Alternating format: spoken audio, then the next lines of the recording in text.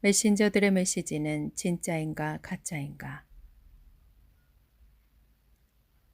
이 포스트를 쓸까 말까 고민을 했다. 그런데 메시지를 듣는 자들이나 메시지를 전하는 자들이나 조심해야 할 부분이 있다고 생각했다. 하나님께서는 살아계시니 어느 시대든지 메시지를 주실 것이다. 하나님께서는 그의 뜻대로 종들을 주권적으로 선택하시고 말씀을 선포하게 하신다.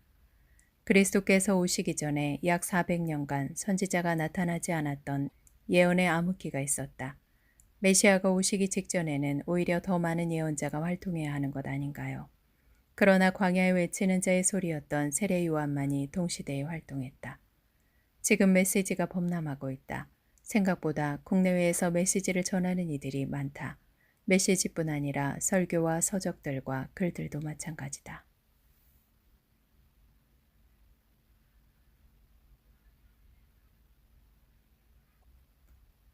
지금은 유튜브에서 활동하는 사람들이 많이 나타났다.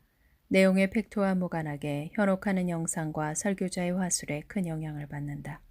사람들은 유튜브에서 시간을 보낸다. 어떤 영상은 거짓임에도 다수가 좋아요를 누른다.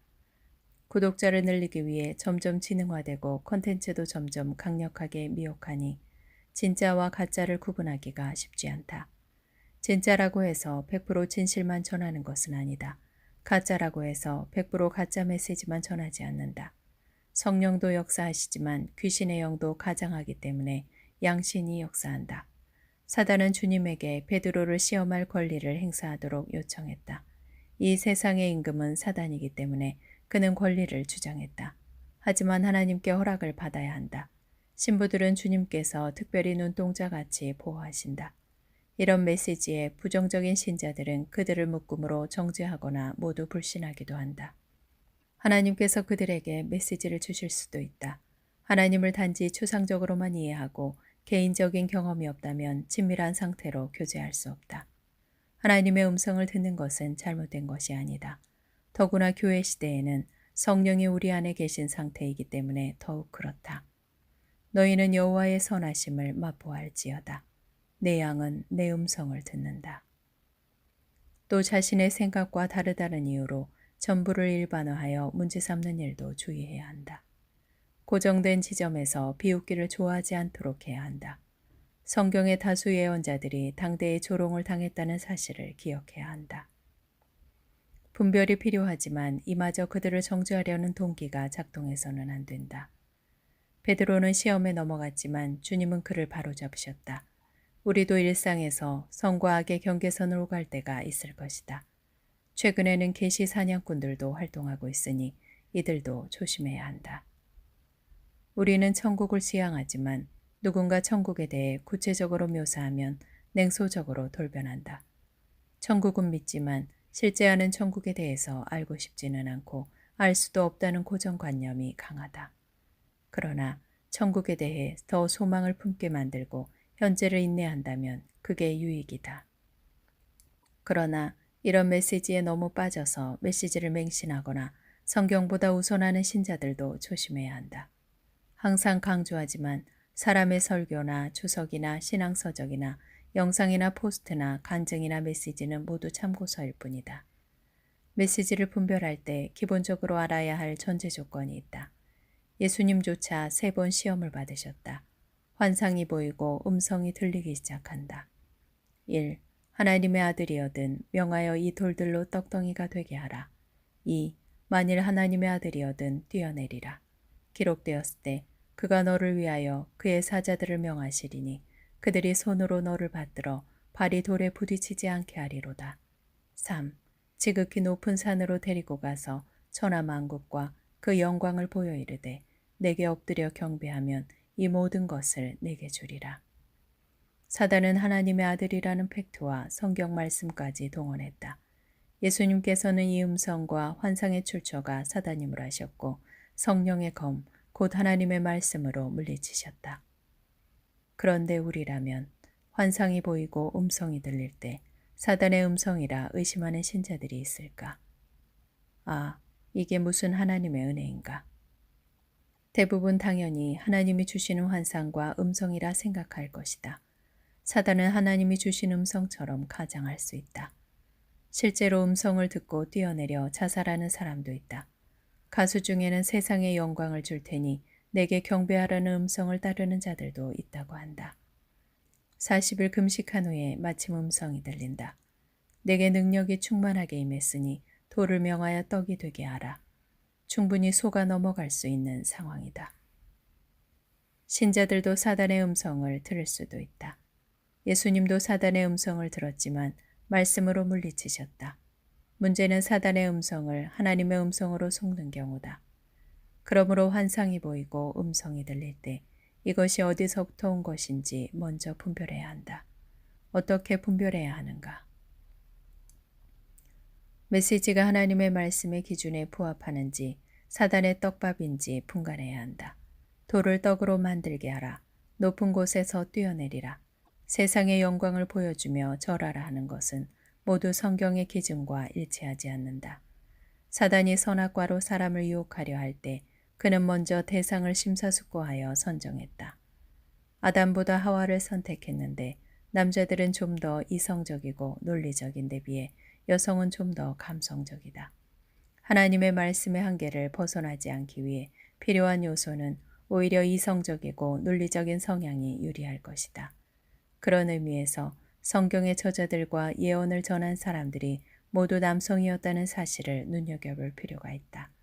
그렇다고 여성 메신저는 다 가짜다라고 오해하지 않기를 바란다. 메시지를 받는 사람들은 자신의 마음을 먼저 비워야 한다. 자기 생각이나 선입감, 욕심, 판단 같은 것들이 작용하지 못하도록 해야 한다. 예를 들어 주님께서 오실 날짜를 주옵소서. 이런 질문은 성경의 기준과 상반되는 것이다. 이런 질문을 할 때 그들이 원하는 날짜를 받기도 한다. 몇 월 며칠이다. 그러나 곧이다. 아주 가깝다. 임박하다. 문 앞에 왔다. 이런 진술은 성경에도 있으니 문제 삼을 수 없다. 땡땡땡 메신저는 가짜인가요? 질문할 때 그들이 원하는 응답이 온다. 그들은 가짜다. 자기가 원하는 답을 미리 정하고 질문할 때 거짓 응답이 따라오는 경우다. 부자가 되게 해 주십시오. 그들이 원하는 것을 줄 수 있지만 지옥이 가까워진다. 미국 대선이 치열하게 전개될 때 미국에서는 이런 메시지가 많이 나왔다. 내 집을 정리하고 비상식량을 준비하라. 그러나 그때 식량을 구입했다면 유통기간이 끝나고 말았을 것이다. 비상식량은 환란에 남은 자들이 준비하는 것이다. 휴거자들은 비상식량을 준비할 이유가 없는데 주님의 날은 돌발적으로 일어나기 때문이다. 메신저들은 하나님의 음성을 받는다는 것에 영적인 권위를 느낄 것이다. 그러나 그 권위가 오용되면 교만이 된다. 자기의, 자기 연민, 자신감, 자기 충족, 자기 감탄, 자기 자랑, 질투 같은 감정들이 작용하는지 점검해야 한다. 이런 사례는 성경에서도 발견된다. 출애굽한 이스라엘 백성들이 불평하며 고기를 구했을 때 그들에게 메추라기를 보내셨다. 시편 기자는 이 상황을 이렇게 기록했다. 그러므로 여호와께서는 그들이 요구한 것을 그들에게 주셨을지라도 그들의 영혼은 쇠약하게 하셨도다. 메시지를 받는 자들이 하나님의 말씀에 무지한 상태에서는 잘못된 메시지를 요청하거나 받을 가능성이 높아진다. 성령의 검이 예리한 상태에서 분별할 수 있어야 한다. 메시지를 받는 사람들도 더 성경을 읽고 정결한 상태를 유지해야 한다. 한순간 잘못된 메시지를 들을 수 있기 때문이다. 그렇다면 메시지를 듣는 사람들은 어떻게 분별해야 하는가? 메시지를 100% 거부하면 고민할 필요도 없겠지만 유익도 없을 것이다. 메시지를 100% 수용하면 메시지에 섞여 있는 미혹의 목소리를 따라갈 위험이 있을 것이다. 버가모 교회에 몰래 들어온 발람과 니골라파의 교훈에 대해 주님께서는 내 입의 검으로 싸울 것이라 말씀하셨다. 우리 역시 하나님의 말씀으로 거짓을 분별할 수 있다. 또한 그들의 메시지를 통하여 맺어질 열매들을 관찰해야 한다. 예언의 메시지인 경우에는 성취가 되는지 보아야 한다. 누구는 가짜다 하는 메시지도 정죄의 열매를 맺을 가능성이 높다. 저주하거나 자신을 높이거나 비방의 열매를 맺기도 한다. 그리고 메시지가 내 신앙을 더 유익하게 만드는지 따져보아야 한다.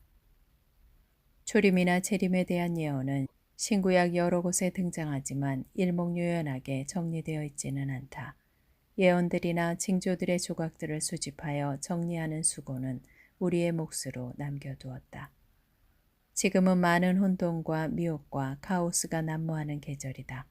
출현하는 수많은 어젠다에 숨겨진 팩트와 거짓들과 시험이 우리에게 허용되는 시간이다. 이런 상황에서 우리가 유일하게 할 수 있는 일은 하나님의 개입과 도움을 요청하는 일이다.